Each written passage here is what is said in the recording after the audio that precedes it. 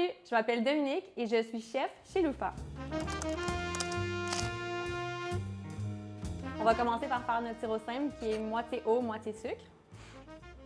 Donc on va verser une tasse de sucre. On va faire chauffer ça juste pour que ça fonde. Donc pendant que notre sirop simple est en train de cuire, on va préparer le concombre. Donc on va juste couper les deux bouts. On va aussi venir se chercher quelques tranches pour la peau qu'on va faire infuser dans le sirop. Puis on va enlever les pépins rapidement. OK, fait que le sirop simple est prêt. Donc la prochaine étape, c'est vraiment juste de venir déposer les concombres avec la peau jusqu'à temps que le sirop devienne température pièce. On va le passer au tamis juste pour retirer le concombre et la peau de concombre.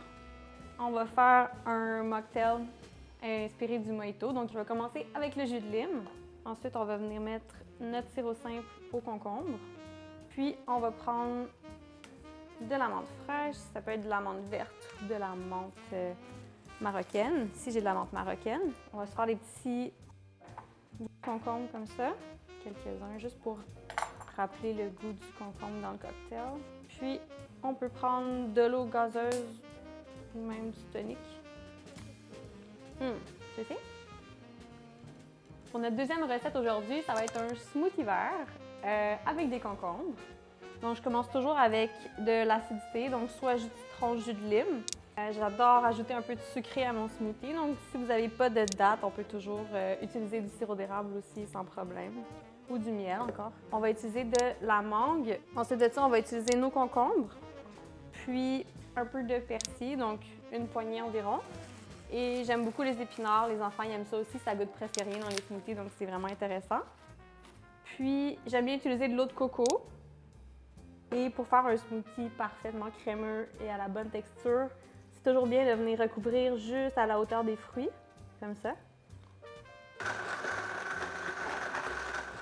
Et voilà, on peut aussi les congeler quand on finit pas le bol au complet. On peut les congeler dans des moules à popsicle, puis ça fait des très bons popsicles pour l'été. Pour notre troisième recette, on va faire une salade de concombre écrasée avec une vinaigrette asiatique. On va commencer par passer notre rage sur le concombre.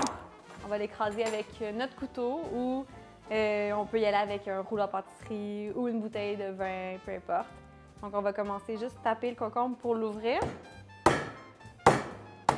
On va le couper en deux, puis simplement venir le trancher et le déposer dans un bol avec un peu de sel.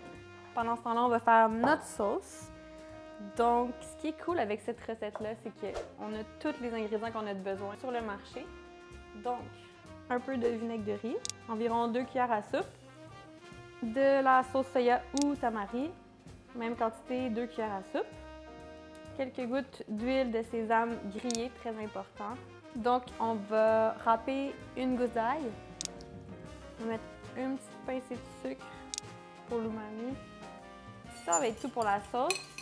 Donc là, on va juste aller enlever l'eau de notre concombre. On va mixer le tout ensemble. J'aime bien toujours ajouter quelque chose de croquant, quelque chose d'épicé, de la texture. Donc, on va y aller avec des graines de sésame. Avec cette recette-là, c'est pas obligé, mais je conseille fortement de mettre des feuilles de coriandre. Ça amène énormément de fraîcheur.